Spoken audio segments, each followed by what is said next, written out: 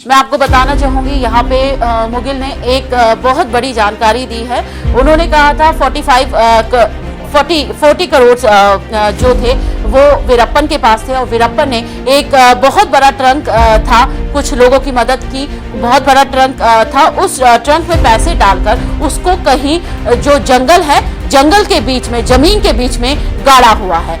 मुगिल, बहुत बड़ी जानकारी आपने यहाँ पे दी है। वो आपको पता है कि वो जंगल कहाँ है? वो उन पैसों को निकाला जा सकता है क्या? नमस्कार, मैं हूं तृप्त आर्य। जैसा कि हम आपको मिलवा रहे हैं एक ऐसे व्यक्तित्व से और ऐसे इंसान से जिन्होंने काफी समय वीरप्पन के साथ निकाला और उनका नाम है मुगिल वीरप्पन। मुगिल ने वीरप्पन के बारे में बताया कि वीरप्पन के बारे में जो बातें थी वो कहाँ तक सस्ती, जैसे बच्ची को मारने वाली बात थी, मुगिल ने उसके बारे में बताया कि वो बच्ची को मारा किसने था। बहुत सारी बातें हैं कि मुगिल ने बताया कि वो पहली बार वीरप्पन से कैसे मिले। मुगिल अब बताएंगे क्योंकि मुगिल वीरप्पन के साथ रहे हैं, बहुत सारे राज हैं जो मुगिल बताना चाहते हैं। मुगिल, आप ये बताइए, अब वीरप्पन के जाने के बाद, क्योंकि वीरप्पन को ही अपनी जो पूरा सामान था जो उसने पूरा इकट्ठे किया था, कहा जाता था कि बहुत बड़ा चंदन तस्कर था, बहुत सारे हाथी दांत थे, बहुत सारा पैसा उनके पास था, वो कहीं ना कहीं जंगलों में छिपा है। क्या कहेंगे? எப்படியோ எங்கேயோ ஒரு மூலையில வந்து ஒளிச்சு வச்சிருக்காங்க அப்படின்னு நிறைய பேர் சொல்றாங்க. பணத்தெல்லாம் பதுக்கி வச்சிருக்காங்க. கவர்மெண்ட்டும் வந்து நிறைய இந்த கவர்மெண்ட்டுக்கும் இது இவங்க மூலியமா நிறைய வந்திருக்கு அப்படின்றாங்க. அது என்ன உண்மையா போய் தெரிஞ்சே ஆகணும், கரெக்டா சொல்லுங்க அப்படின்றாங்க. यहाँ पे हम आपको बता दें, मुगिल बहुत बड़ा राज से पर्दा उठाने वाले हैं। यहाँ पे जो बताएंगे हम उसका हिंदी में ट्रांसलेट भी करेंगे, लेकिन आप जो बातें हैं वो गौर से सुनिए। அதுதான் இல்ல இது வந்து நம்ம சொன்னதில்ல, அவங்க வந்து இந்த மாதிரி சொல்ல போறாங்க, இதை பத்தி சொல்ல போறாங்க அப்படின்னு வந்து சொன்னாங்க. ஓகே, ஆமாம், கொஸ்டின் கேட்குறேன். வீரப்பன் அவர்கள் தொடக்க காலத்தில் சந்தன மரங்களை விற்பதும் ஏழைகளிடம் சந்தன மரங்களை வாங்குவதுமாக இருந்த காலகட்டத்தில் நிறைய பணங்கள் அவரிடத்தில் இருந்தது. மக்களுக்காக செய்தார். மலைவாழ் கிராமங்கள், அப்பாவி கிராமங்களில் மக்களுக்காக நிறைய பணத்துகளை அவர் செலவழித்தார். அதற்கு பிறகு அவருடைய நிலையில் மாற்றங்கள் ஏற்படுகிறது. இறுதி காலகட்டத்தில் கிட்டத்தட்ட 40 கோடி பணம் இருந்ததாக சொல்லப்படுகிறது. அந்த பணத்தில் பாதிக்கப்பட்ட கிட்டத்தட்ட 100க்கும் மேற்பட்ட கிராமங்களில் வசிக்கக்கூடிய மக்களுக்காக கையில் எடுத்த பணத்துகளை கொடுத்து உதவினார்கள். நிறைய பணங்கள், குறிப்பாக இன்றைக்கு செல்லாமல் போயிருக்கிற 1000 ரூபாய், 500 ரூபாய் நோட்டுகள் ஒரு மிகப்பெரிய லாரி டீப்புக்குள்ள வச்சு போட்டு, பேரலுக்குள்ள அந்த டீப்பை வச்சு கீழே பள்ளம் தோண்டி உள்ள வச்சு புதைச்சிடுறது வழக்கம். ஓகே, இப்போ வந்து லாரி சொல்ற லாரி இல்லை, அவர் வந்து சாண்டல்வுட் பிசினஸ் பண்ணிட்டு இருக்கும்போது அவர்கிட்ட நிறைய பணம் இருந்தது. 40 crores கிட்டத்தட்ட இருந்தது. இப்ப கடைசியா தான் அதான் அப்ப நிறைய 40 crores இல்ல நார்மல் மினிமம். ஃபர்ஸ்ட் 40 crores வந்து லாஸ்ட் டைம் 40 crores க்கு முன்னாடி பிஃபோர் டெத் வந்து 40, அதான் 40 crores இருந்துச்சு. அதுக்கு முன்னாடி நிறைய பணம் இருந்துச்சு. அதை என்ன பண்ணிட்டு இருந்தாருன்னா, அவர் வந்து இந்த மாதிரி அங்க இருக்க வில்லேஜ் பீப்புள்ஸ்க்கு வந்து கொடுத்து செலவு, அதான் அவங்களுக்கு கொடுத்து ஹெல்ப் பண்ணிட்டு இருந்தாரு. இப்போ வந்து அந்த பணம்லாம் வந்து ராரி டியூப் இருக்குல்ல, ராரி டியூப் உள்ள போட்டு அதை வந்து இது சொல்லுவாங்க, பேரல் சொல்லுவாங்கல்ல, ஸ்டீல் பேரல்ல போட்டு அதை வந்து மண்ணுக்கடியில போட்டு புதைச்சு வச்சிருக்காங்க. ஓ, அது ஆனா இப்போ இருக்கு. ஆனா கரெக்டா எங்கன்னு அவருக்கு செல்லவும் செல்லாது. இப்போ இருக்கு. அது வந்து பழைய நோட்டு, 500 ரூபாய் 1000 ரூபாய் நோட்டு. அது எங்க இருக்குன்னு வீரப்பன் இருக்கும் சேத்துக்குழிக்கு மட்டும் தான் தெரியும். அவங்க ரெண்டு பேர் தான் எங்க இருக்குன்னு தெரியும். ஆனா இப்போ அவங்க ரெண்டு பேரும் இல்ல, டக்குன்னு சொல்லிடுறாங்க. ரைட்டா? सो ये क्या बोल रहे हैं कि सो सर क्या बोल रहे हैं कि ऐसे लाइक जो आप पूछ रहे थे ना क्वेश्चन, ऐसे इतने पैसे थे बोल को. सो लास्ट वीरप्पन आके he was doing sandalwood business ये सब. सो लास्ट से 40 crores बिफोर डाइंग 40 crores थे, और वो 40 crores को आके लाइक थोड़े बहुत लाइक हेल्प किए वो पैसे में, और जो भी बाकी पैसा था उसको वो लॉरी का एक स्टील बैरल के अंदर डाल के ग्राउंड के अंदर दफना दिया जंगलों के बीच में। जंगलों के बीच में। मैं आपको बताना चाहूंगी यहाँ पे मुगिल ने एक बहुत बड़ी जानकारी दी है।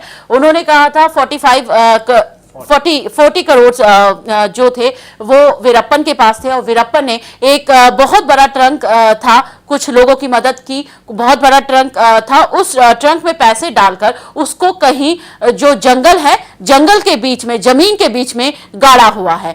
मुदीर, बहुत बड़ी जानकारी आपने यहाँ पे दी है। वो आपको पता है कि वो जंगल कहाँ है? वो उन पैसों को निकाला जा सकता है क्या? आपको पता वो जगह कहाँ पे है? वही मैं बोलने जा रहा था। सो ही टोल्ड ऑलरेडी। सो क्या है ना, सो सर बोल रहे थे कि वो आके सिर्फ वीरप्पन और वीरप्पन का दोस्त को वो दोनों ही जानते थे, कोई और नहीं जानता था, और वो दोनों अभी नहीं है। बोल, दैट्स इट। मुगिल, आपको नहीं पता कि वो पैसा कहाँ छिपा हुआ है? उसमें सिर्फ पैसा ही था या ज्वेलरी थी या जो हाथी दांत थे? हाथी दांत के बारे में कहा जाता था कि 2000 हाथियों को वीरप्पन ने मारा था और बीच माथे के बीच में ही गोली मारता था। तो सारा जो पैसा है वो कहीं ना कहीं जंगलों में छिपा है, लेकिन आपको नहीं पता। अगर आर्मी सर्च करती है तो मिल सकता है वो कौन सा जंगल था, क्या था, कहाँ छिपाया था, पता चल सकता है। அவங்க என்ன கேட்குறாங்கன்னா, அவ்வளோ ஒரு 2000 யானை தந்தை, அதுக்கப்புறம் அவ்வளோ 40 கோடி அதெல்லாம் வந்து இது பண்ணி, அது கண்டிப்பாக வந்து அது போலீஸ்லாம் வச்சு தேடினா கிடைக்கும், தங்கம் ஏதாவது இருந்ததா, கோல்டு அந்த மாதிரிலாம் கேட்குறாங்க, அது தேடினா கிடைக்கும்ல அப்படின்றாங்க. பொதுவாக யானைகள் வேட்டையாடுகிறது, வயதான யானைகளை வந்து வேட்டையாடுவார்கள். அதில் குறைந்தது 40 to 50 கிலோ தந்தங்களை எடுப்பார்கள். ஆரம்ப நிலையில் பவானி ராஜேந்திரன் என்கிறவர் தான் அந்த வியாபாரத்தை செய்தார். நகைகள் எதுவும் இல்லை, ஒரே ஒரு செயின், ஒரு 7.5 பவுன்ல அவர் போட்டிருப்பாங்க. அது எம்பி அப்படின்னு கீழே சிவப்புக்கள் முத்தலை எழுதியிருக்கும். ஒரே ஒரு ரிங், அதுன்னு எம்பின்னு தான் இருக்கும், வேற எந்த கோல்டும் கிடையாது. யானை தந்தங்களை விற்ற காசை கூட அவருக்காக எதையும் சேர்த்துக் கொள்ளவில்லை. அங்கே இருக்கிற அப்பாவி மக்களுக்கு நிறைய கொடுத்து உதவினார்கள். நான் செல்லுகிற போதெல்லாம் அவரிடத்துல காசே கிடையாது. सो जब भी इन्होंने वहाँ पे वीरप्पन को मिलने जाते थे, उनके पास पैसे ही नहीं था, क्योंकि जो भी वो एलिफेंट का वो दांत को लाइक 50 kgs का दांत सब निकालते थे, लेकिन ओल्ड एलिफेंट लाइक बहुत पुराना एज्ड एलिफेंट का, सो वो सब उठा के लाइक पीपल को ही हेल्प करे. He didn't have it to himself the money. So and then gold कुछ नहीं था, एक बड़ा गोल्ड था 7.5 ग्राम्स का. सो वो गोल्ड एक MV बोल के एक लिख के रहता है रेड कलर स्टोन्स में, और एक ही रिंग था गोल्ड का MV बोल के, बस इतना ही था, कुछ और नहीं. अच्छा, ये सारा कैश है जो आपने बताया कि वीरप्पन ने एक स्टील के बॉक्स में लेकर वो जंगलों में दबा रखा है. இந்த கேஷ் இதெல்லாம் வந்து ஃபாரஸ்ட்ல வந்து தோண்டி வச்சிருக்காங்க. அது எங்க அந்த மாதிரி உங்களுக்கு கேள்விப்பட்டிருப்பீங்களே? 3 மாநிலங்களை தொட்டு கொண்டிருக்கிற வனப்பகுதி 6000 சதுர கிலோமீட்டர். எப்போதுமே ஒரு பொருளை பதுக்குறாங்கன்னு சொன்னா ஒன்று மலை ஹில்ஸ் இருக்குல்ல, அந்த மலையினுடைய பாயிண்டை வச்சு தான் புதைப்பாங்க. அப்படி புதைக்கிற போது அது அவர்களுக்கு மட்டும்தான் தெரியும், வீரப்பனாருக்கும் சேர்த்துக்கூடியா இருக்கும். ஆனால் நிறைய பணங்களும் பொருள்களும் பதுக்கி வைக்கப்பட்டிருக்கிறது. ஏன்? நிறைய துப்பாக்கிகளும் கீழே பதுக்கி வைக்கப்பட்டிருக்கிறது. ஓ, not only this money and things, अच्छा क्या guns भी थे, बहुत सारे guns भी हैं.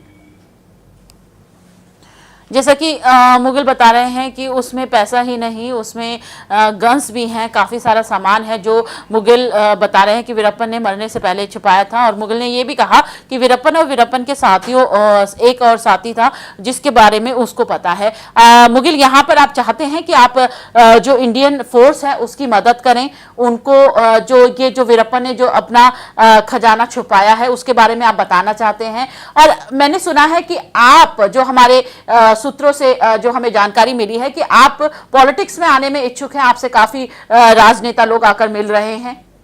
உங்களை வந்து பெரிய பெரிய பாலிடிக்ஸ்ல இருக்கவங்கலாம் வந்து மீட் பண்றாங்க, ஆனா உங்களுக்கு வந்து ஏன் அதுல ஒரு இது, ஏன் இன்னும் நீங்க இது பண்ணல அப்படின்ற மாதிரி. और आप बताना चाहते हैं कि वो क्या போகல.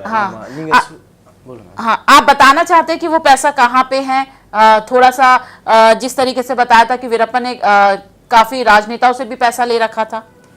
அந்த காசு கவர்மெண்ட்டும் வந்து வாங்கி வச்சிருந்த காசு அவங்க கிட்ட இருந்து அதெல்லாம் என்ன ஆச்சு அப்படின்னு கேக்குறாங்க. வீரப்பனாரிடம் இருந்த பணங்களை பறிமுதல் செய்த காவல்துறை ஒரு போலித்தனமான வேலைகளை செய்தது. அவர்கள் வீரப்பனாரிடம் இருந்து கைப்பற்றிய பணங்களை கொள்ளையடித்தார்கள், பங்கு போட்டுக் கொண்டார்கள். காவல்துறையாக மட்டும் நடக்கவில்லை, காவல்துறை அட்டூழியமாக நடந்து கொண்டார்கள். வீரப்பனாருடைய பொருட்கள் அனைத்தையும் கொள்ளையடிப்பதிலேயே குறியாக இருந்தார்கள். அவங்க காசு எல்லாமே வந்து போலீஸ் டிபார்ட்மெண்ட் எடுத்துட்டதுக்கு அப்புறம் அது வந்து அந்த போலீஸ் டிபார்ட்மெண்ட் காலையில வந்து பிரிச்சு செப்பரேட் பண்ணி எடுத்துக்கிட்டாங்க. எடுத்துக்கிட்டு ஃபுல் அண்ட் ஃபுல் வந்து எல்லாமே திங்ஸ் அவங்க வச்சிருந்த மணி திங்ஸ் எல்லாம் எடுத்து கவர்மெண்ட்னா கவர்மெண்ட் கிட்ட ஒப்படைக்கணும். ஆனால் கவர்மெண்ட் கிட்ட ஒப்படைக்கல. அந்த போலீஸ் டிபார்ட்மெண்ட் பர்சன்ஸ் இருக்காங்கல்ல, தனி எடுத்து ஷேர் பண்ணி இது பண்ணிக்கிட்டாங்க. எடுத்துக்கிட்டு ஆனா கவர்மெண்ட் என்ன சொன்னாங்கன்னா எங்களுக்கு எதுவுமே கிடைக்கல அந்த மாதிரி சொல்லிட்டாங்க. புரியுதா? हायर ऑफिसर्स लिखते हैं। सो क्या हुआ ना, जो भी गवर्नमेंट के पास गया था बोल रहे हैं ना, वो बहुत गलत है, क्योंकि वो जो भी पैसा सब कुछ था, ये हाई ऑफिसर्स थे ना, वो लोग ही क्या कर लिए, सब कुछ बांट लिए जो भी पैसा गवर्नमेंट ने लिया था, और बाहर बोल दिए कि ऐसे हम आए ही नहीं पैसे बोल के हाई ऑफिशियल्स को।